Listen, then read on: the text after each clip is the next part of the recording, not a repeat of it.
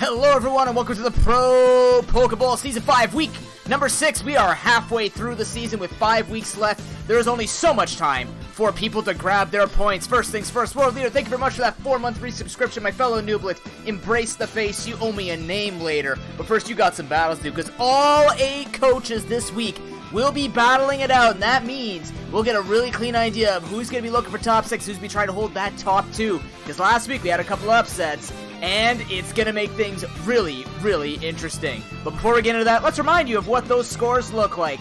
Sitting at the top of the list, we have the Fortnite Ninjas and Manchester Metrics sharing a throne for first place. Third place is Traverse City Thunderous. Fourth place, Golden State Greninjas. Fifth place, kicked down a peg by Las Vegas last week, is I Am Groot. Sixth place is a big old tie between Ice Cold and Las Vegas Golden Lucarios, and sitting in that final seed is Lunar Cresselias, but luckily for them, all of them have an opportunity to grab points today as that first feature matchup of the day between the Lunar Cresselias and the Las Vegas Golden Lucarios will be happening. If you wanted to bet on Noobits, there's the betting options in chat, ladies and gentlemen. Exclamation bet, the ID, and how many Noobits you can go upwards to 30,000 Noobits if you want to win yourself a lot. But let's talk about this, because we are getting close to playoffs time. We need to discuss what's going to be happening. Playoffs will be in October 2019. Not only will you be able to vote on one match, you'll be able to vote on all of the matches. That's right, if you show up to playoffs, you have a chance to win a bunch of Noobits throughout every single match that we have between the eliminations round, the semifinals, and the finals. I'd like to thank everyone for coming out and supporting this, as always. But for now, we have a lot of battles to get into, so let's just get right into it with our featured matchup. Why the hell not? Between the Las Vegas Golden Lucarios. Oh, that's a timer I need to set. Nice. Las Vegas Golden Lucarios. Is it 8 minutes? Why is it 8 minutes? Get out of here. Boop. There we go. Boop. I did it, guys. I got there. Las Vegas Golden Lucarios are looking to surge. Same thing with the Lunar Cresselias. This match we talked about on the Pro Poke podcast is an extremely pivotal match for both of these coaches. The reason why it's a feature matchup, if either of these coaches 2-0 the other, it means enormous implications for the losing coach, as that may mean, with the progression of how both these coaches have been looking in this tournament, it might be curtains for them. So, a 1-1 here would keep both their hopes alive, but it also makes every other battle they have left pretty tense. If I want to remind everybody, I do want to remind everybody of how many matches are left for both of these coaches.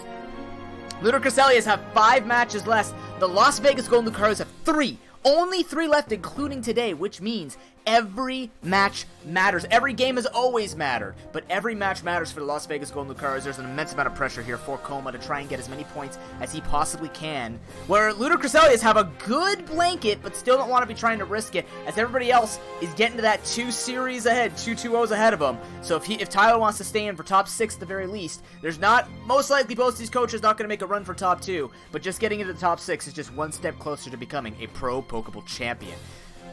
Las Vegas Golden Lucarios lost nothing this week, but did gain an extra Pokemon. The Roserade has been traded out in exchange for the Weezing, which means that now Las Vegas has a lot of defensive options, a lot better defensive options, and it's looking pretty good for the side of Coma. In fact, actually, I'm pinning that it is a Las Vegas victory here tonight, as it just feels like the team is much more cohesive, where we're taking a look at Tyler Poke's team here.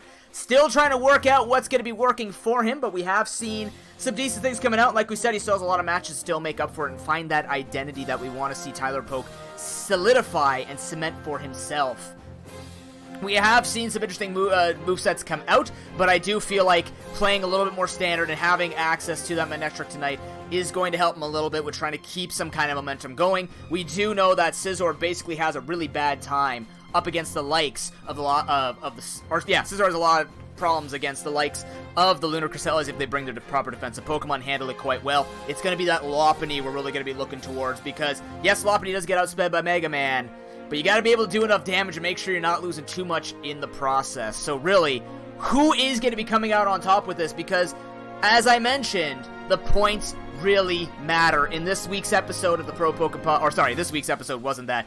In our Week 6 analysis, we will be talking a lot about the implications of points. I'm not a statistician, but we will be talking about the chances of people trying to make it into top 6 and what our power rankings are halfway through the season. And because this is our quote-unquote Super Week, because all 8 coaches are battling, it gives us a really, really, really good idea of what things are going to be looking like. So I'm very, very, very interested to see how this one's going to play out. Obviously, we have seen, let's talk about the Las Vegas really quickly here. The Celebi and the Weezing is going to make things a little bit better. There's a lot more defensive options, and we do know that Koma is a player who needs that defensive core to make things happen. There have been a lot of times where we've been staying in on the wrong Pokemon, trying to set up things or not having the proper setup. But the more that he's able to stall, the more time he has to actually make better decisions. And I mean, that might sound silly, but for a player who is still learning and trying to get better at the game slowly, it does matter that the more time that you're given within a battle, the more exposure you get, just the more play time you're going to be going. For Lunar Cresselia, the story of this entire season for him is preseason looked great, and now that he's into a Pro Pokeball environment, didn't necessarily meet all the expectations yet, but he still has half of his games left to show that. And the nice thing is, the more exposure he's going to be getting, he's got a really good play base that he's going to get better over time. And if we do see him in top 6, I do expect that a more standard play might help him out a bit, considering he's only preparing for one coach. And then once he's been always doing that. But now he's got a best of 5, which means adaptation becomes very, very important. However, it has been the best of 1s that have looked good for Lunar Cresselia. Once it goes past one game, that's where you need to see him to be able to adapt to the best of 5 if he does end up making it. Because Series of 2, yeah, he gets 1-1, but we don't know what would happen after that point. So, if he gets the chance he gets to top 6, he might be able to show his true battling colors there. We got 38 seconds on the clock, waiting for both coaches to load up into the match, and then we'll get right into it with our featured matchup. Is the betting done? The betting is done in 2 minutes. I don't know why I set it to 2 minutes, but you still have that opportunity to get your bets in here, ladies and gentlemen. Oops, that's, you know what? I'm posting a bunch of it. There you go. But this is going to be an exciting one. It might not be the hype match that you thought it would be because we're looking at the bottom of the standings, but because of the buys that have happened in this tournament, as well as everything else that's going on with Sweetie getting a lot of hacks against him and losing a point here and there, or actually losing a bunch of points here and there. We're seeing Manchester Magic sit at the top. We're seeing Ice Cold, all these people coming to the tournament, Sharking and everyone else kind of mixing up the standings. It's still anybody's top 6, which means anybody can be kicked down. And really, I'm taking a look at the bottom 4 because those 4 or 5 are going to be looking pretty contested. We did talk about a couple of coaches that we did think that might have a chance to drop and actually fall down to the bottom 5th, 6th seed type of thing on the Pro Poke Podcast. You want to go check it out. It's on YouTube along with all of all the other content that I produce over here. Get your final bets in, ladies and gentlemen, as we're going to be entering into the match between the Las Vegas Golden Lucarios and the Lunar Cresselias. I'm excited. I just have to go get the music ready. That's all. And you ready for this? Watch this smooth transition. There we go.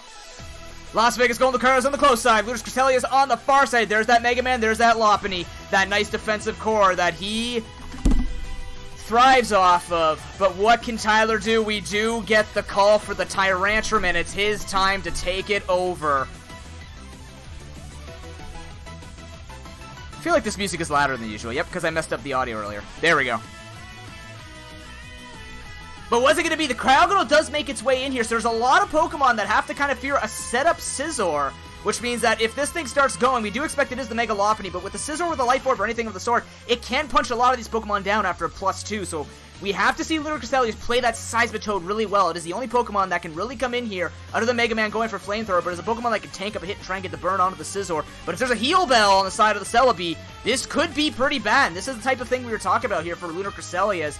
If Koma plays this out well, we can see him take this game over because he just has the Pokemon that takes out the other team. So, what will it be here? I'm assuming the Mega Man is going to be the only answer. It is free Volt Switches all day, so we do expect Switch priority to be on the side of Tyler non-stop. But it's all going to come down to them battling, because if they don't play it out correctly, then it's going to not show the full potential of what these two teams can do to each other. But on paper right now, it is Koma's game, in my opinion. The Kofagrigus is going to be nice here as well, because if that is a... Oh, what does it get? It gets Rockhead. That could actually do some extra recall damage if that is a head-smashing Tyrantrum. So, very interesting situations here. Also getting some status down on the Shaman. Well, it's not going to use any physical attacks to get Mummy, but I still think that it's going to depend on the sweepers here. Tyrantrum and Mega Man versus the Scizor and the Lopunny. At the moment, we have Lunar Cresselias taking their time here with their lead.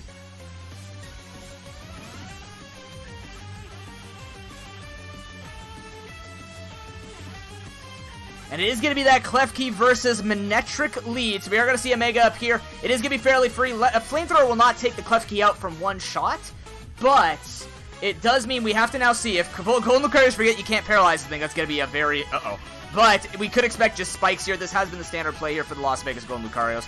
Just the fact that he wanted to get those hazards up just to get that little bit of chip damage, because the nice thing is, as long as you get damage on everything, if Scizor sets up in the late game, it's basically over. Nothing can take the priority, and it's just going to be a Toxic dropped onto the Manectric as the Volt Switch does happen. That's a lot of damage, a nice crit to start this off. The two people who have been relying on hacks a little bit more than they should, but I mean, it's Pokemon. It's all in their right. But let's see what's going to happen. With that crit's going to mean that this Klefki will be susceptible to be killed later on by Mega Man. And that Toxic's actually not going to be the biggest deal because, like, the nice thing for Lunar Cresselis is because it's free Volt Switches, he's never going to take that much chip damage until later on. So it would have been more valuable there probably to get the hazards up to try and start racking up some damage. But we are going to see a Thunder Wave come out here on the Shaman. The problem with that is, well, Shaman has Natural Cure, so we've seen this before, prioritizing the wrong things here, because that could have been a free 2 spikes for the side of Las Vegas Golden Lucarios, and Leech Seed, luckily for him, just gets thrown out here. Not an HP Fire, not an Earth Power. So, Lunar Cresselis may be thinking that Koma's going to switch, but Koma, you know, generally just jangles his keys and watches them fall down the toilet nonstop. So, how much value can you get while the Klefki generally is not getting value? That's up to the opponent. But, nonetheless, we're probably going to see a layer of spikes laid out here. And then after that, the Klefki will be taken down. You could question the decision-making by Koma with this lead Klefki non-stop, but we also have to see what's going to be going on with this. This Shaman has been a wonder for Lunar Cresselis in the past. Let's see if he can find more value again with it today. HP Fire is great, but if it's not gonna, well, I mean, it's gonna get, I don't know if it's actually a one-shot on the Scizor. I guess it depends on the Scizor, but it is gonna be spikes instead, so Mega Man coming in, it will kill, but it is gonna be 2 layers of spikes up, so actually Koma, given more value than he ever should have, just gets away with it. Yes, you are going to have to switch priority, but because of Prankster, 2 layers of spikes just gets thrown out. So, Koma losing nothing. He actually just makes up all of that time that should have been prevented from the beginning, but now things have to come in and start taking some damage, starting with 1 spike for each foot on Seismitoad. Now, we could see something. It's probably just going to be the Celebi coming in. Feeny can come in while the Misty Train is up so that it doesn't get status, and that's actually a pretty important thing here, is Feeny can stop the status like the burn on the Scizor if there's nothing using a fire move on it and things like that. Feeny could also try and come and set up here while it's not going to get toxic, but Celebi does put the most pressure down because it does threaten kill pressure, as Cryogonal now has to come in. Luckily, Cryogonal, a spinner, also has Levitate, so it's going to be really good against these spikes. Doesn't have to worry, also scares out the Celebi with the likes of a Freeze Dry or an Ice Beam, depending on the preference of Cryogonal. I would assume that Freeze Dry would be run on this, considering that you are up against the Feeny, but it's an excellent play here coming out from Las Vegas Golden Lucarios, as the Kofa Gurgus is going to come in on the Rapid Spin, which means these spikes still have to stay, which means now more things are taking damage, but you really have to wonder, why were the spikes set up so freely before? But nonetheless, we did question what the Kofa Gurgus did last time. Will this be a setup one? Will it be Trick Room? We have to see, because at this point, Trick Room once again is really good. Bringing HP fighting or just having damage to deal while being super fast in the Trick Room would be really helpful against the Mega Manectric, be helpful against the Tyrantrum. It would destroy this entire team because its speed is way below, even if you don't put speed investment. It is going to be doing a lot, as the Will-O-Wisp will come out onto the Seismitoad. Not the worst thing, sometimes Seismitoad can be run physically. You would rather see a Toxic on this, but status is status, and it nullifies leftovers at the very least. As the Stealth Rock is going to be set up as the Hex comes out, that's a lot of damage done to the Seismitoad, and this was one of the conditions we needed to see gone so that Scizor can start doing some work. The Protect will come in, but it's not going to gain him any value, and once again, we see this double Ghost attack, which means we're most likely not seeing the likes of a Nasty Plot if he's running the coverage again. But the question is he running that coverage that we saw last time with the Dark Pulse? Because that still doesn't get him any value. It could still be set up, and maybe he's just seeing because there's no normal types, it'd be perfectly fine. Pidgeot's gone, which means he can go for the Nasty Plot, he can go for a Trick Room. I'm not too sure he's doing that, though. Maybe he's got some kind of coverage, but nonetheless, Volt Switch is going to go out and do a lot of damage to Kofa Gurgus, but now something still has to eat some damage, most likely just a Shadow Ball coming out, or a Hex, seeing that the Toxic was set up on the Mega Man. But once again, Lunar Cresselis knows they could just go for Volt Switch non-stop and never have to worry about this thing getting punished minus the spikes. Now, the scary thing here for Coma is once the Cofagrigus is gone, that Cryogonal is coming in and spinning. So will he be able to time it out where the Lopunny will be able to outspeed and destroy the Cryogonal? Make sure that it doesn't get that value out. Shaman is going to make its way in, can put down some pressure with the likes of the Leech Seed, keep itself safe, try and keep itself super healthy. Most likely it is what we're going to see. And between that and the Poison, never mind, he's just going to go for the kill. That makes a lot of sense too. Ha, that makes sense. We don't see an item on the Shaman, though. No Life Orb, no Leftover, so we gotta question what it is. Don't think it's Resto Chesto, because the thing can heal its own rest off with its ability. But it is gonna be the Lopunny coming in. I kinda like this, seeing that the fact that that thing's gone. He is gonna go for the Fake Out to take it down. We are gonna see the flinch out. Excellent play here from Coma. This does also scare the Cryogonal, because it can't come in and threaten. But the Protect is gonna come through, and the return is used. Smart by Las Vegas. First of all, it's not going to do as much damage, but he doesn't need to go for the high jump kick, knowing that even return would destroy the Cryogonal. Doesn't want to risk taking damage, and now he knows that I think he's learned from all the recoil that can happen when we saw other high jump kicks going off, that it's a good thing to check and just go for the damage you need to. Don't need to go for the fancy missing move like we saw last week. Just go for the move that's going to work and get the job done. Don't need to get that coverage when you know your damage is going to be more than enough. But this is a big deal now, because what does this mean? Where do Lunar Crystalias go from here? Yes, Mega Man is actually a speed tie. I didn't realize that. Wow. Jeepers. Okay, never mind. That's scary. It could even come down to an ability. It could come down to a choice of nature or just a speed tie to see which one wins out here between Mega Manectric and Mega Lopunny.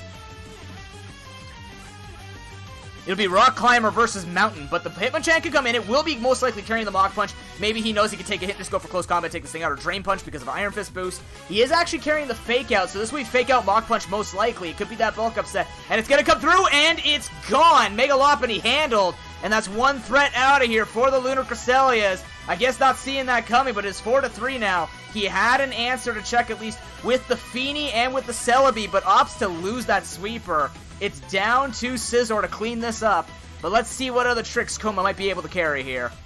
Cryogonal will be coming in, feels super safe, knows it can soak up all the hits, also carries Recover most likely, so he is going to get that spin off. Doesn't have to worry about this chip damage happening anymore. Yes, the Toxic Psych. Toxic sucks on the Manectric, but it's not going to matter when you're constantly just switching. Leech Seed does come through.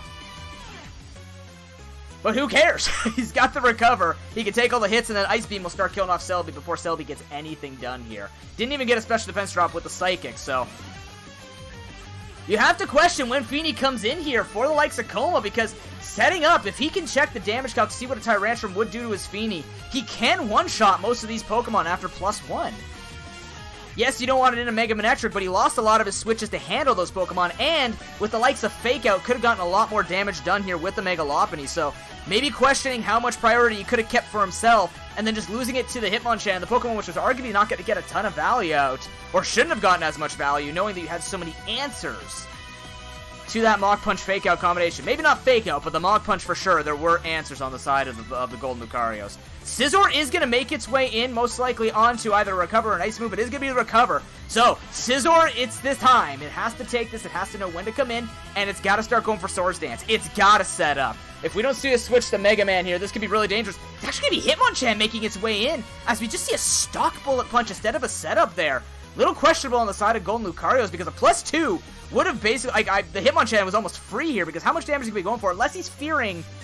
I mean, the only thing I'd be thinking about is there a Fire Punch on the Hitmonchan? Quite possible. Iron Fist Fire Punch would do it.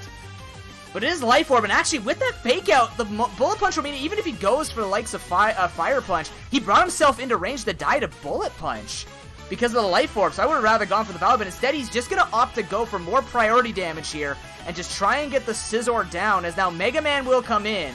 And Feeny is well, I mean, you have to think about it, because I think Celebi has to be the sacrificial lamb. You don't want to take the electric, don't want to take the fire move, and it is indeed going to be the fire move coming out here. Celebi had to come in, try and get this damage down.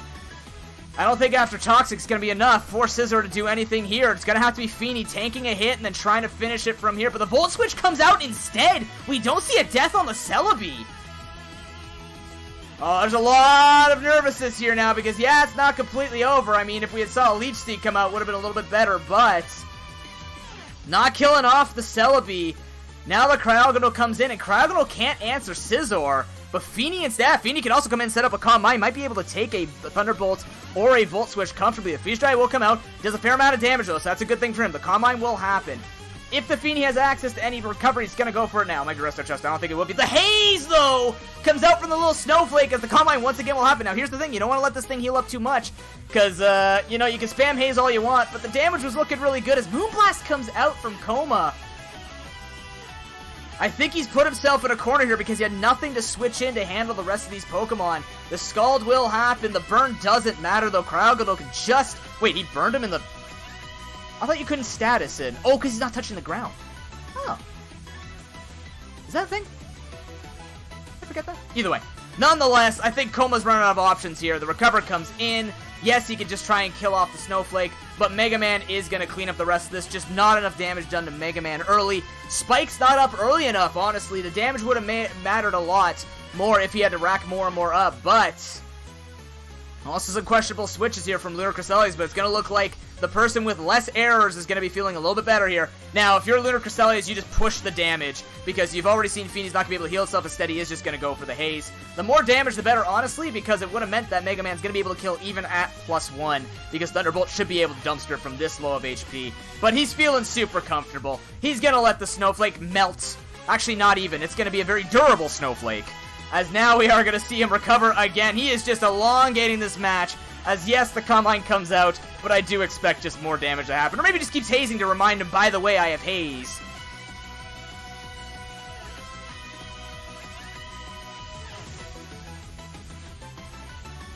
And it's just a slow roll for now. You could see both coaches trying to stall for time here to maybe try and figure out what their next play is going to be in the next match, I guess. For game number 2, it's gonna matter on what Coma really sends in and how he prioritizes using that Klefki, because I think that's been really a thing that's been taking him low. But the other thing is, for Lunar Cresselia, is they got in a super scary position where if they didn't get as lucky to take out the answers that Coma brought for his team, this Scizor could have gotten a lot more done. But ladies and gentlemen, after all this time, Bullet Punch will come in, does absolutely nothing. And game 1 is gonna be going over to the Lunar Cresselias.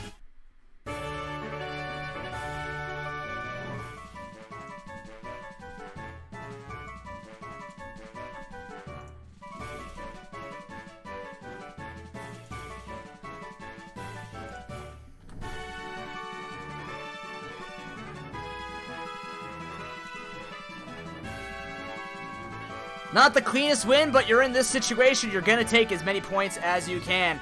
And this is where it gets scary for Coma, because we already mentioned that in order for him to stay into this match, to stay alive, and to stay looking okay in the likes of this tournament, he's got to find a better answer. But the thing is, he had the answer, he just didn't use them properly, right? Lost it. He lost his Kofagrigus too easily. He lost, like, the movesets are just not going to be able to manage it. And on top of that, he had an opportunity to try and set up and do some damage. And the Mega Lopunny is the biggest talk. The Hitmonchan. Fake out Mach Punch. I mean, the Mach Punch itself is a big enough threat, knowing that Iron Fist is a thing on Hitmonchan. That's going to be doing extra damage. It just makes the most sense. So perhaps Coma sees that coming in, which makes Kofagrigus get even more value, but it also leaves Mega Man more value because it's not a Calm Mind Kofagrigus, which means now, based on the Pokemon and based on the way they've been played, with Klefki going for the early Toxic on the Mega Man and then going for the Thunder Wave on the Shaman, if you had just gotten 3 layers of spikes up knowing that was going to be the way that Lunar Cresselia was going to play out the early game, he would have had 3 layers up, and then you would have forced in that Cryogon early, which means you could force the Scizor in earlier and try and do more damage, right? It felt very, very safe for him. Even going into Feeny, just forcing something out to answer you, because even just getting stock hits or getting base damage here and there matters, considering there's no Wish user. Yeah, the recovery is there if the Cryogonal, but now Cryogonal's playing a game of chicken. Is it Feeny or is it Scizor? The moment Scizor comes in, you have to answer it. You can't just let Scizor punch your Snowflake out. Yes, you might have Rapid Spin on your Life Orb Hitmonchan.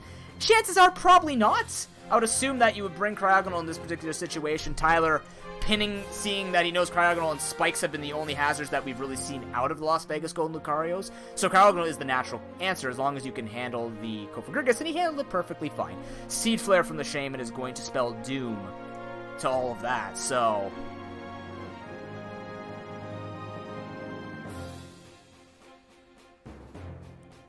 we'll have to see, because I still think that if Koma goes back to the drawing board and sees that, for example, he has his own fake out, which could try and handle the Mega Man, bring it down, and then gets his hazards up earlier, tries to manage the Cryogonal a little bit easily, or a little bit more easily, he might get a setup sweep or just kind of try and get a bunch of damage out. Because the Lopunny does have a lot of value here. I think it will get a lot done. Because in the end, he also has answers to Tyrantrum. Like, he has the answers, it's just playing it out correctly. Can he switch anything? I don't know if he can. I think, well, actually, now that I think about it, now I've seen Tyrantrum, I know Mega Man is going to be a little scary for Weezing. But could he use the Weezing to his advantage? I'm just trying to think of the first 6 Pokemon here he brought. Weezing would basically give him more of that pressure against the Shaman, because he can take the hits, also doesn't have to worry about the Earth Power. He can burn anything he really wants to burn. Tyrantrum's going to have a hard time if he does get burned with the Will-O-Wisp, if Will-O-Wisp is on the Weezing. Plus, I think Weezing also gets Clear Smog, so stop setups. But he doesn't have to worry about the setups. I think it's really playing out that early game a little bit better, because having seen all of that, he still got everything. Like, Koma still got the 2 layers of spikes he would have gotten in the first 2 turns. He should have been punished. But then we still see them the collapse of Koma's plan in the late game. So let's see who voted for Lunar Cresselia to take this. Not a lot of people, but let's see. There's a lot of votes for a 1-1. So still a lot of faith in Koma. And frankly, to keep Koma's spirits alive, we need a lot of faith in him, because if he loses this match, it's not the end of the top 6 for Koma, but it becomes really tough considering he is tied for the most played games in this season so far. With only 2 matches left, it comes down to everyone around him, which means every upset is what Koma's going to be looking for. He's going to be an underdog rooter if he doesn't come away with at least 1 point today. But it looks like our coaches are on the field, and they've already... What the hell, guys? They already started. Wait, I got this. Aha! Go to last turn. First turn. No, pause. Damn you. Last, hold on. There we go, I got there. Haha. Okay. We're good. Only took 30 seconds to fix. What do we got? I'm dropping frames. Why am I dropping frames? There's nothing graphically intensive on this. Nonetheless, Las Vegas Golden Lucarios are looking for that point, because it's all up to them. They gotta get that point down. Whereas Lunar Cresselia is looking to pogo stick off of Koma's chances in this tournament. We're gonna be looking at the teams. We do see a Snorlax coming in. That's not a great answer when you're gonna be still facing down the barrel of the Mega Man and the Hitmonchan, but you know, it's gonna be something. So on the bright side, they're going to be going in with it. It is going to be the Excadrill versus the Klefki lead. This is not a great lead. You want to see the Klefki stay on it. But once again, we do not see the Klefki get anything done. It drops a single spike and doesn't even have Magnet Rise. That's just something Gamma's actually pointed out, as I keep forgetting that Magnet Rise is a very viable moveset, or very viable move to run on Klefki to stop these kinds of situations. And knowing Lunar Cresselia's team, actually, now that I think about it, I'm just surprised just as a run in general. He just either screens or is just trying to get some kind of value. But, once again, those keys just getting 0 value down the toilet. Nothing happening for it. Now, this isn't over. He did go for the spike, but now you've got another spinner you gotta worry about. He's got 3 potential spinners on his team. Just keep that in mind, ladies and gentlemen. Lopunny is going to come in. This is not the worst idea, but if this is the Scarfed Excadrill we've been seeing from nonstop from Lunar Cresselia, you don't want that damage there, because that means Mach Punch is just going to guarantee... I don't even know what the Mach Punch damage is. Let me check that really quickly. I just want to check what the stock damage is going to be from this. But nonetheless, he is going to go for the Fake Out, I guess, to check for an item. He's going to get the Flinch. We don't see any leftovers, which means... You know, I don't want to check to see how much a Scarfed Earthquake's going to do to this, because the Lopunny needs to get value. Yes, it will outspeed without a Scarf, but with Scarf, you're looking at problems.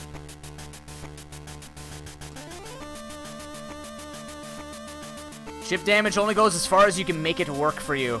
Let's see, how much does Hitmonchan do to this?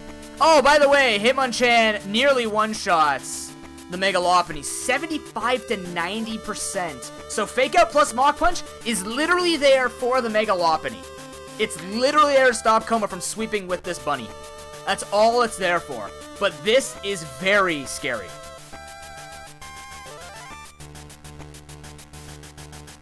Saizuto will be coming in to take the hit. We do see the high jump kick come through. That's a decent amount of damage. After leftovers, that is a kill on the Seismitoad. So maybe rolling a little bit high here, and maybe Luxel is thinking they could take it a little bit better, but because they're going to be moving faster, he's got to watch out for the Protect. I think he showed Protect last game. So going for return here.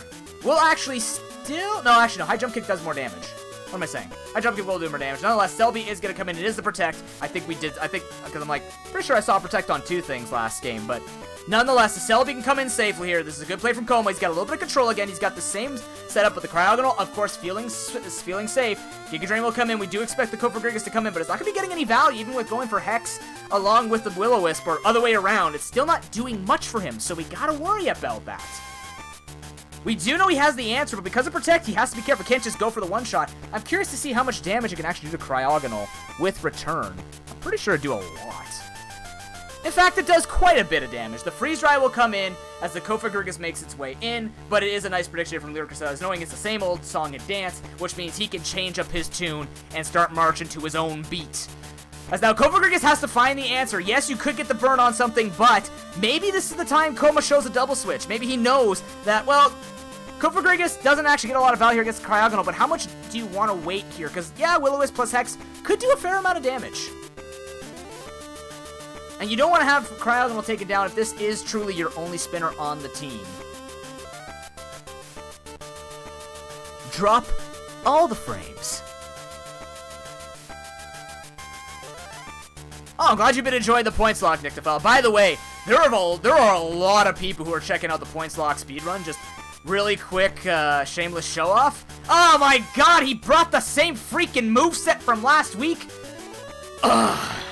Koma's got the same moveset from last week, which means, oh, the miss on Seafleur, that's a big deal. That's a lot of damage Shaman didn't have to take, or maybe it did, but it doesn't get the trade up, which means, you know, I don't know how much Seafleur actually does the Cofagrigus anymore, but 2 Seafleurs at least would have been the doom without having to take that much damage. We still don't see an item on this Shaman. What is it? Whatever it is, though, it's running out of time to use it. Could be a Z Crystal. If he's got it, this is the time to Bloom Doom. And it is going to be Protect coming out as the Shadow Ball is going to fire off again. I mean, at this point, Koma's got enough HP. He could take a non-crit Seed Flare, and he could just threaten this Shaman to death, and suddenly Cofagrigus got more value than it ever should have. Yes, Miss and Seed Flare does suck, but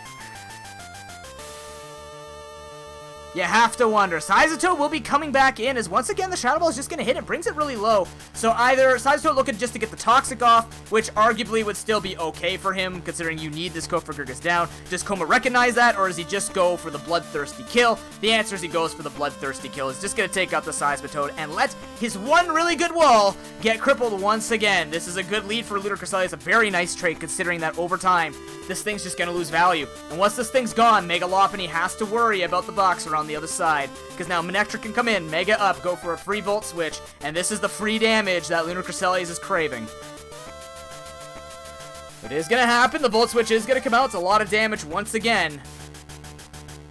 As now something has to come in and take the damage. Actually, Shaman's going to make its way in here as it pops the Ayapapa berry. Mia Papa's going to get some healing. And he is going to bring himself up into a range where Shaman can now threaten with the Seed Flare. So well played actually using that Spikes to his advantage, and he will get the kill after all on the Cofagrigus with the Shaman. Excellent use of hazards to his own advantage, knowing that healing is going to pop at that range, because Ayapapa only pops at 25% or less. Now the Shaman has to come in, and the Mega Man is unleashed. Maybe Snorlax is the answer to Mega Manectric, but again, it's no answer when it can just keep switching in and out and have a bunch of damage to follow it up. Because now with the Hitmonchan, with nothing to answer the Hitmonchan other than Tapu Fini, your Snorlax isn't going to like the Fake Out Mach Punch either, and if it's carrying any other coverage move like Close Combat, Drain Punch, or anything of the like, you know, it can run these types of double fighting moves and still do a bunch of damage and get a lot of value out for your team. Ayapapa heals you 50% of your max HP at 25% or less, but if you're a certain negative nature, you get confused. There are 5 different, no, there's one for each stat. Attack, defense, special attack, special defense, and speed. So there's 5 different berries, and most people will run the berry that doesn't affect the negative stat they have, because that they actually buff that in Gen 7, so getting a lot of value out of that. Nonetheless, we do see the Protect come out as the Psychic is fired from the Celebi, but now Excadrill's gonna come in, tank up the hit. Ooh, nice crit there. That's what you want to see if you're already on the back foot. Use that Pokemon hacks to your advantage. Yeah, you don't get to choose when, but you'll take the 6%. Is the X-Scissors gonna come in? Oh, that's memories from last week, as the Giga Drain will happen after he barely survives it. Yes, it's no Terrakion, but it got the job done all the same, even if it cost its own life. Seems like X-Scissor and Coma's memory does not go along. Actually, I kind of forgot that thing got X-Scissor. You wouldn't expect it, but it's there. It happens.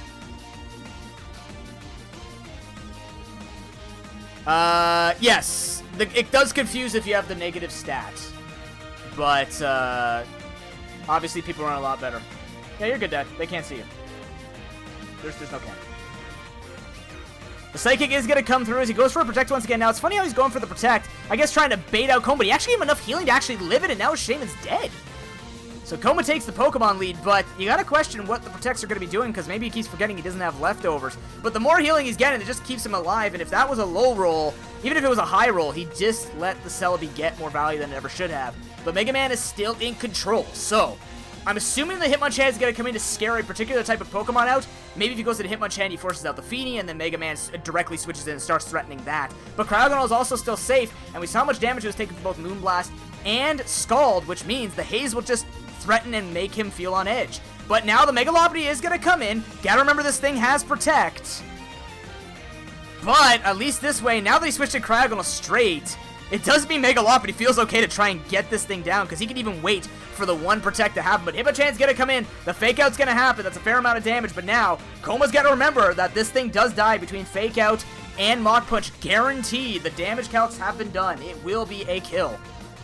The Feeny is gonna come in wisely, as we most likely just see the Fake Out. This is okay, because it's got Life Orb, it's gonna do the work for it. Now, does Hitmonchan get Poison Jab? I don't remember. I don't think it's gonna be using it, though. Usually, I don't actually know what it runs these days. I'm not gonna pretend I know.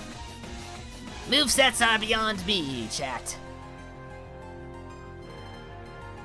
But now, Feeny gets at least a +1, but you gotta remember, Cryogonal's still feeling safe. It is just gonna make its way in right now. Yes, the Calm Mind happens. This is the time you attack with Moonblast. You gotta start putting pressure down. The Haze is gonna happen, and the Moonblast is gonna happen. If he gets a special attack drop, ooh, okay. That's actually not too bad, because that means the Freeze Dry will not be doing as much damage. And as he can keep going for this damage, there he goes. He's just going for it. He gets a double drop. That's more HP you can store on this. Yes, the Recover comes out, but Moonblast is still going to be getting more, and he gets a third special attack drop. 3 in a row. The chances are ridiculously low for that. And he's going to go for it again. He gets a 4th! Oh, come on, this game just wants Coma to win. This thing's not doing any damage now. He can actually just start going for Calm Minds and feel safe here, because Cryogonal, it can keep going for Haze, but he can stall out the Haze because there's less Haze than Calm Mind. But at this point, Coma's off to just try and go for the kill. He's gonna run out of Moonblast. Actually, he's got 24, he's fine. But nonetheless, the Rapid Spin is gonna come out. Mega Lopunny comes in wisely. That's a fantastic play here. Kind of coaxing out that this Cryogonal's not gonna be doing much. Now, yes, something does have to take the hit. Nothing's going to want to take this, so Cryogonal might be threatened here. This could be game for Coma if he plays it out correctly. He can fake out the Mega Man after killing the Cryogonal, and then Hitmonchan's not going to like any of the damage. This is the win. He's going to go for the fake out. No big deal. He loses nothing from it. Make sure that that return, I mean, it was already going to kill, but really make sure return was going to kill. And if he takes this out and just makes a switch on the Mega Man, he might be okay here to win, because fake out, 2 fake outs will take that Manectric down, so this is Coma's Game 2 steal. High Jump Kick comes in, risky, but he wants to show authority and step on winner. Takes out the Cryogonal. It's 3-2. The Lopunny is looking great. The Mach Punch fake out machine is here. Feeny should be coming in, and this should actually be Coma's comeback. Keeping it close in the series. Feeny indeed does make its way in. The fake out comes out, but Lunar Cresselias have lost their momentum. It is all on Mega Man, that lovely series that I commentated a year ago. Calm Mind comes in, and now he can most likely take the hit, put this thing down low, and ladies and gentlemen, the damage will be done. The Mega Man is taken out. It's Hitmonchan versus the world. It's not going to be able to do it. And that's going to be a 1-1 going to the 2 coaches that needed to keep their points alive. Cresselia's going to feel disappointed about that one. But for Coma, his playoff dreams are still alive.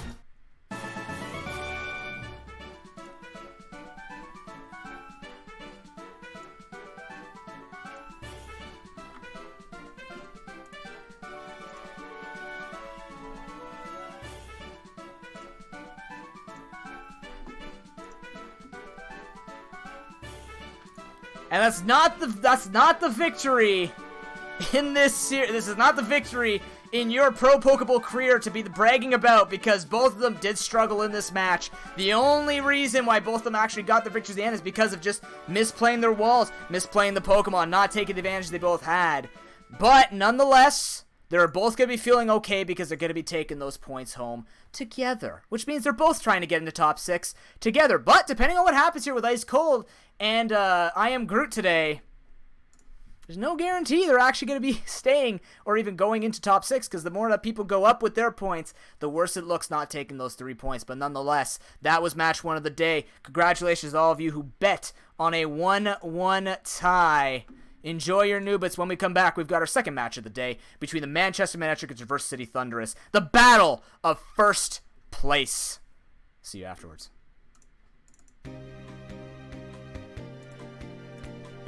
I didn't put the BRB screen up, did I? Nope. See you soon.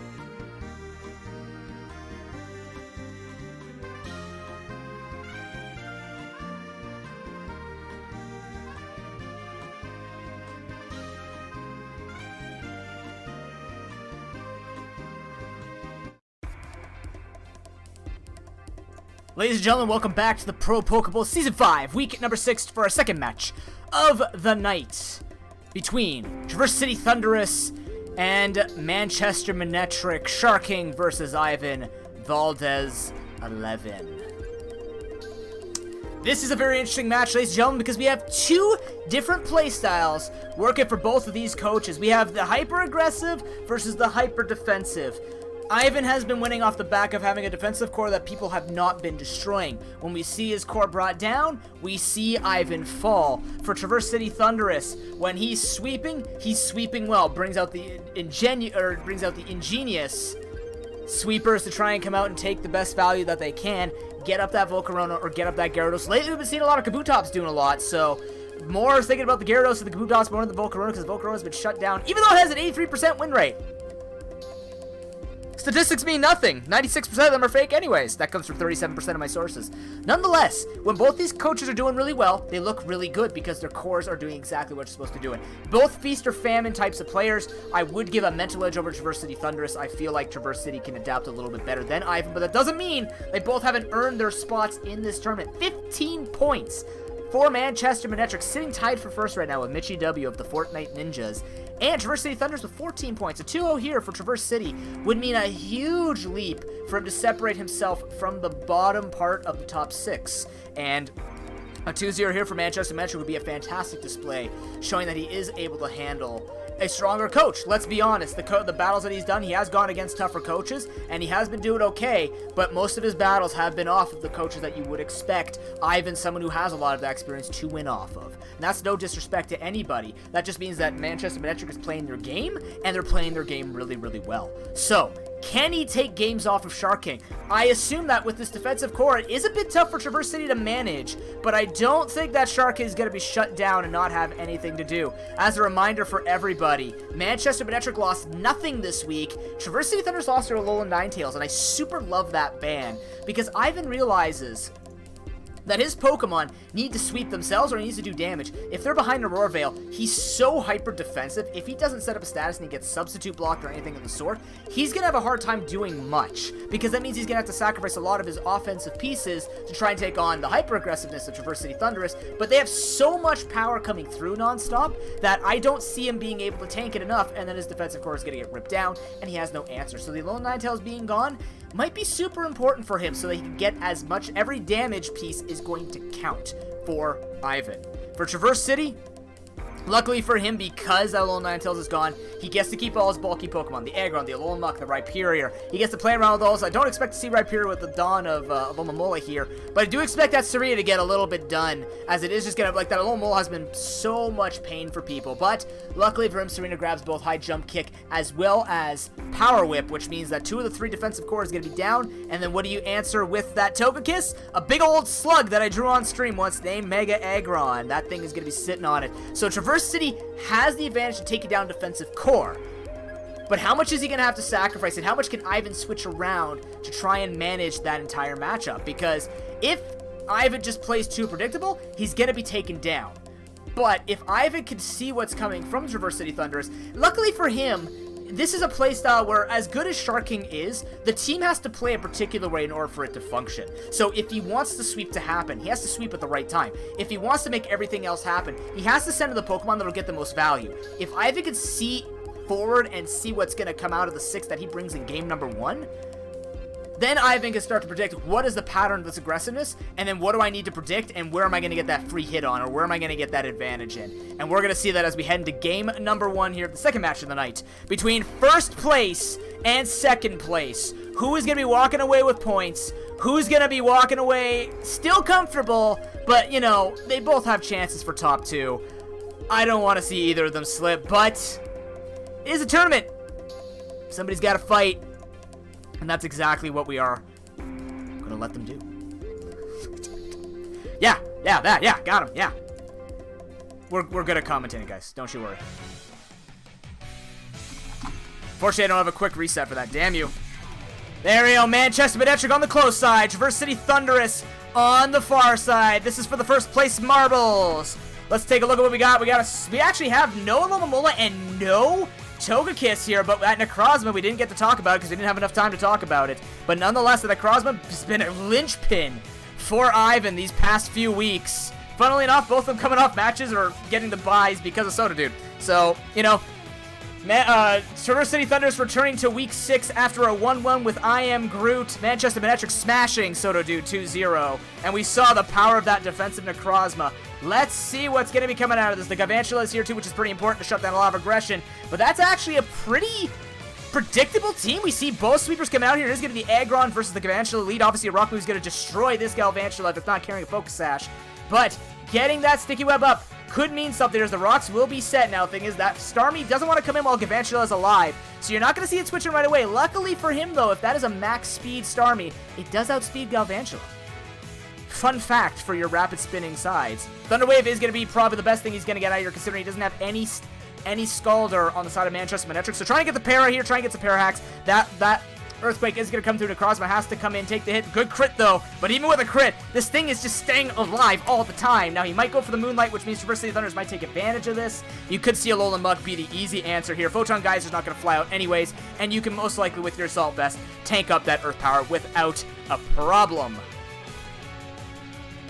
So you already see Traverse City Thunder is having that advantage of just having all this damage coming down. And the more we see the defensive core get worn down, the worse it's going to be. Serena's actually going to make its way in, as the Earth Power will fly out. Not get a lot of damage here, so Ivan opting for damage rather than for the healing. And now this is dangerous. Knockoff is on Serena, and losing this Pokemon already could be bad, because both these Pokemon, both this and Stakataka, don't like Serena switching in for free. Speed Drop is going to do nothing, when it just means she still gets to do a bunch of damage. She actually ends up going for Rapid Spin, though, as the Signal Beam gets revealed and gets good damage on Serena. Now, it's not a complete kill, so it's not the worst. The Rapid Spin still gets the value, so Sharking losing nothing on that turn. Ivan took an enormous risk there. Maybe he knew he could actually take the knockoff after losing his leftovers and wanted to get that damage down. But the nice thing is, with that damage down, it does mean that it's not going to stay alive at a +1 sweep from Zygarde 10%. It will be brought into a range where, since it has no healing on it, most likely, probably not seeing a Synthesis unless it is a non-Scarf Serena. If this is Scarf Rapid Spin, yeah, he's going to have to make that switch. Alolan Muk is going to come in if he actually switch to do Kyurem Black.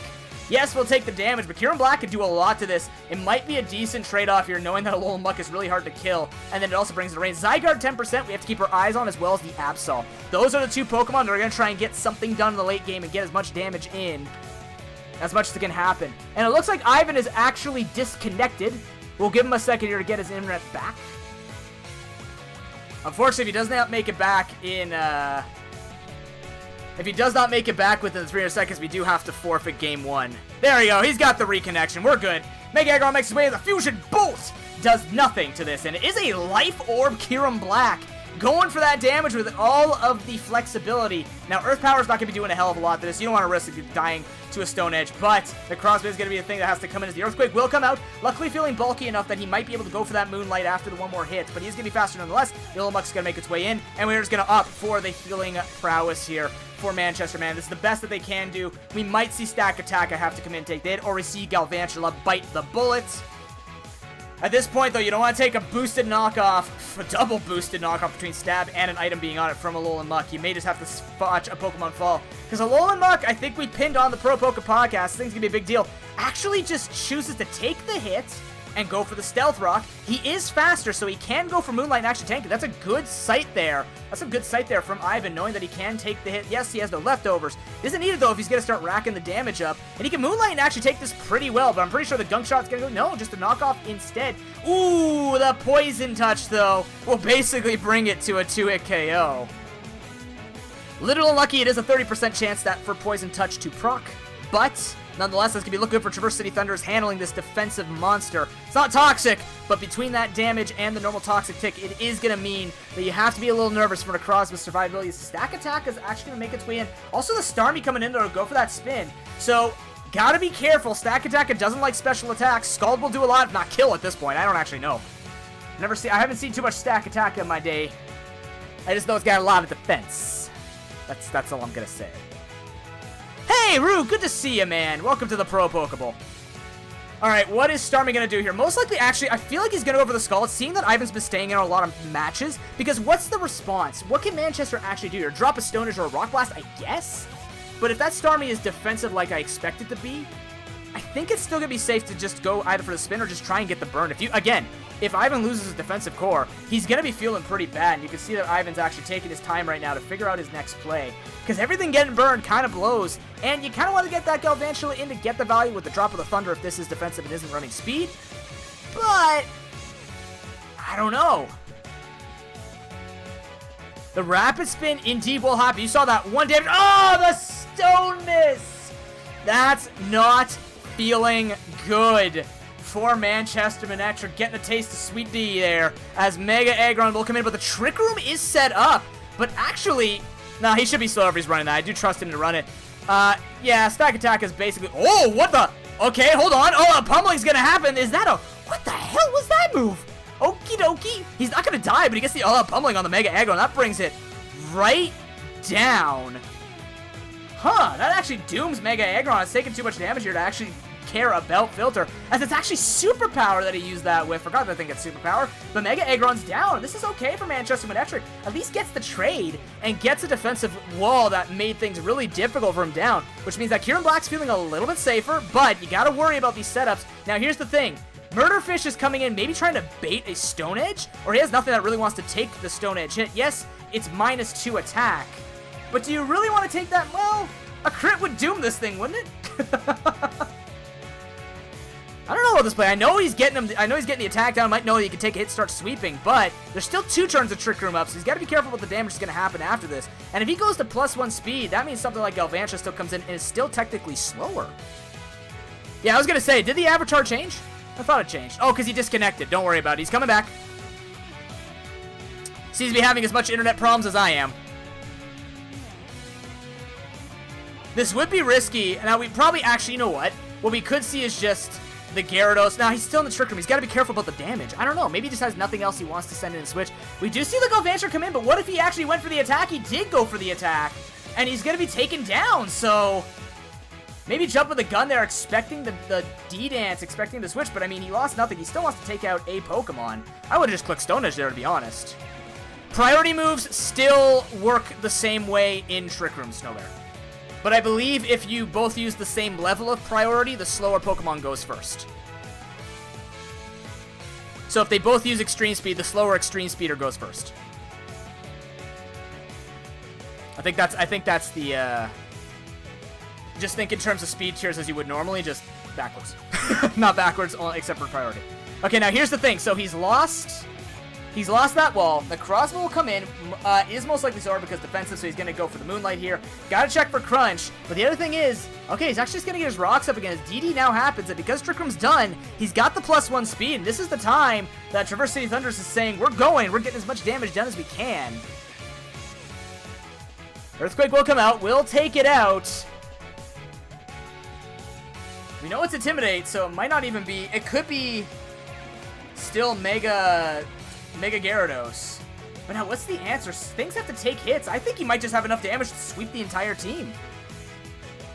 Might be regretting not clicking that Stone Edge to just try and get the value out of Trick Room to manage the Gyarados. That's right, it's not Mega. You're right. Zygarde can go for 1,000 arrows, but it's going to go for Extreme Speed instead, which is not going to do any damage. And Waterfall is a one-shot on the dog. What item is it running? Is it running like the minus electric damage item? What is it running? I don't know. Either way, Mega Absol is going to come in, Mega Absol is going to quickly leave, and I think this is the sweep. We see all the damage coming in. That's the setup for the offensive team. And that's going to be game 1. Ooh, never mind. Spoke too soon. Just kidding. We're going to see this thing die. Nope, we still don't know what it is. But Kieran Black's going to take itself with it. And Stack Attack is not going to win against the other 4. That's going to be game 1. Going over to Traverse City Thunderous. It looked okay, but then there was the chance that he could have just tried to take the chance there and go for the likes of the, crits. Doesn't go for it. Pays the price of the game.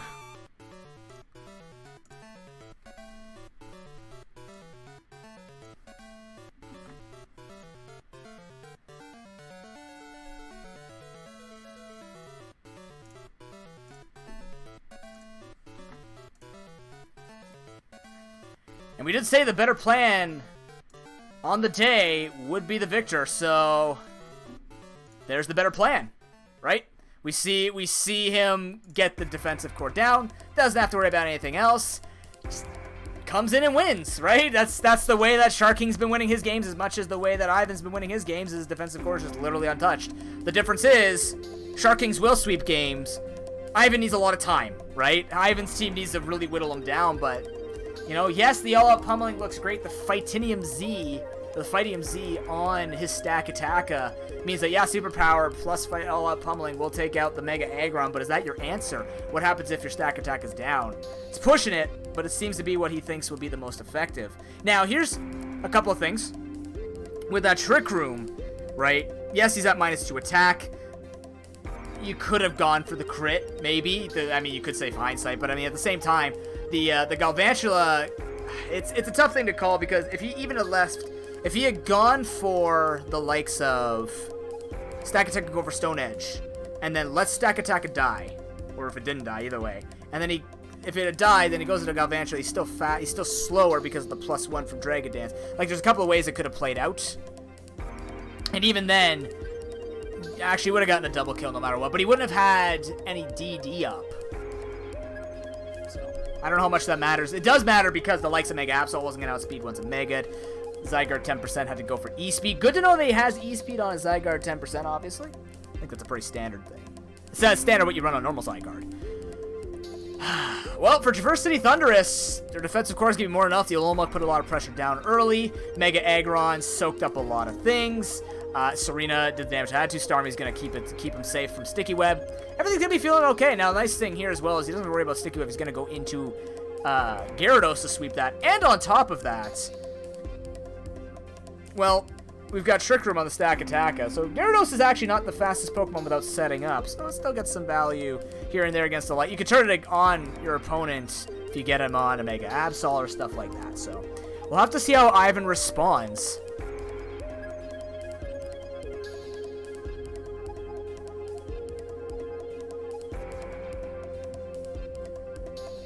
Yes, Quick Claw can activate and give priority over it in Trick Room. Quick Claw breaks that. Man, what is going to be the call here? I think Traverse City has brought the best 6 on the day. Changes that Manchester Manectric could make. I mean, Alomomola is great. It just has to play it around the likes of the Serena. I mean, based on the Pokemon that were brought, we didn't get to see Kyurem Black. Once again, Kyurem Black Unleashed, but didn't get much done, right? It didn't have an opportunity to get much done. It's just a Pokemon that just deals a bunch of damage and just goes ham from there, so I don't know. Because then he has to worry about the Starmie, because Starmie doesn't care about the status. Just goes for Psyshock if it's carrying the Psyshock, so, you know, Volcarona might be able to set up on it pretty easily, because Skull's not going to be doing that much damage when Quiver Dance comes out. So, yes, he does get kind of well, and he does get set up on. That's going to be on Ivan. I'm not going to clean up this mess. I don't know what to tell him. I don't know what to tell them. I guess we'll just wait for them to get into the match and just go from there. Because I don't know. I think Shark King has figured out what he needs to do for this week. But hey, you know what? Game number 2 is upon us. And Shark King is up 1-0 against Manchester Manectric, the person who's trying to stay tied for first place. Losing the match here will throw him down a little bit, but he'll still have a lot of points to maintain his comfortable position in top 6. But top 2 feels great too, because you get a first round bye. And if you're top 1, if you are number 1 in the whole thing, you get choice of who you fight in the semifinals, which is a pretty good feeling. Nonetheless, we are going to see a quick disconnect come out here from Manchester Manectric, as he is going to reconnect. But nonetheless, Stack Attack versus the Aggron. I think we're going to see the same old, where all-out pummeling is going to come in right away. I actually don't mind this play too much. Getting the damage on this Aggron early isn't too bad. But I think Traverse City Thunder is also going to like it, because they get the damage down too. The Superpower will not kill off the Mega Aggron. Mega Aggron staying alive.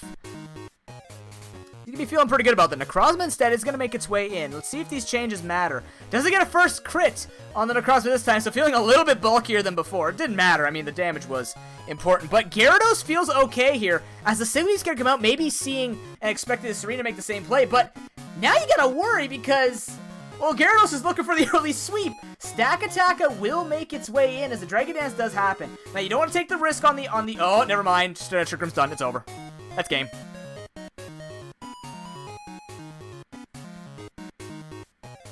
Well, not game, but, you know, if stuff like that's going to happen, he doesn't have the answer with the Trick Room, but it's not looking good when it gets to set up and do that. That's the type of thing we want to see from the likes of Coma's team. High jump kick does not get the kill, as he is going to go 1-for-1 with the Serena down. Maybe Low's roll, yeah, rolls low. I'm never going to get that right, am I? R and L's together suck. Thanks, JK Rolling. Nonetheless, Galvantula versus Alolan Alolan does not care here because it just goes for the kill. Sticky Web, whatever, knock it off. Bug is squished. Too bad Focus Sash doesn't go when it takes damage, but either way, Alolan is going to get a very patented kill. And this is already looking a little deadly because if you don't have the likes of Zygarde 10% setting up, Gyarados, again, does not care about the Sticky Web. So, you know, it's feeling comfortable here for Sharking. Already got the Stack Attacka down. Has gotten all the damage he was going to get last game done this game. And now it's on Ivan to figure this out. It's 5v3. The Zygarde is going to come in. I don't know how much damage it's going to take from a knockoff. Hopefully not enough for it to die. Because he's going to try and do some damage or just try and set up and do something. I don't think a plus 1,000 arrows kills from this range, to be honest. I don't actually think it does.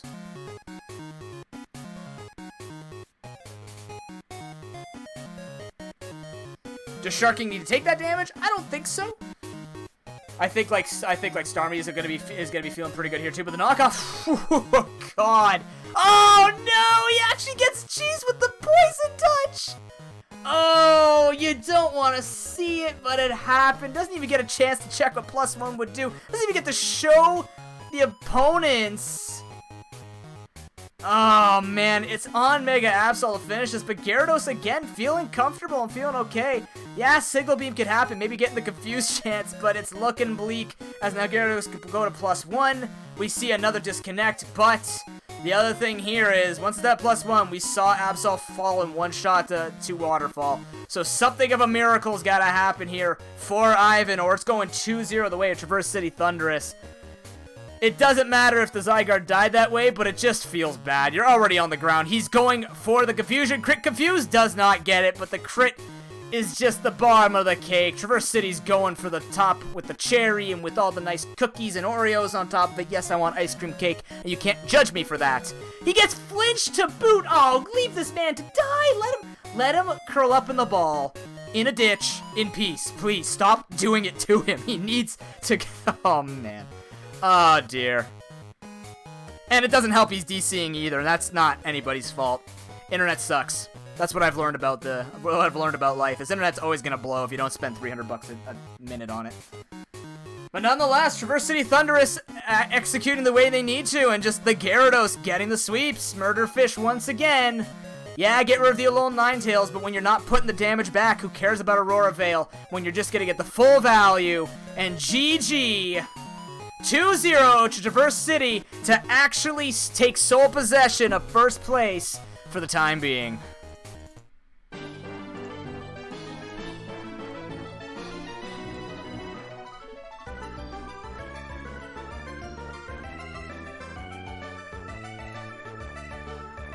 Yep. And I think everything we talked about earlier, ladies and gentlemen, when either of these coaches get going, it's feast or famine, with Charking having a little bit more flexibility. When you see him fall, though, when you see Ivan fall, he falls hard, and you can't help it. It's just the way that it goes for Ivan's playstyle and what he tries to get done. So in the end, GG, Sharking finds the way in on Ivan, and will take those 3 points going into the end of his season. Looking good for both coaches still. But hopefully Ivan can shake that off in the next few weeks and still try and maintain that run for top 2. When we come back, though, we get into the other matches where we could see some fantastic upsets, starting with Golden State Greninjas versus the Fortnite Ninjas. Mitchie coming off the bench after 3 weeks. We'll see if he's going to be able to take a bunch of points right after this. This is really awkward. Oh, well. Go, go, go. Shh. Look, music, I swear. There's music. Bye.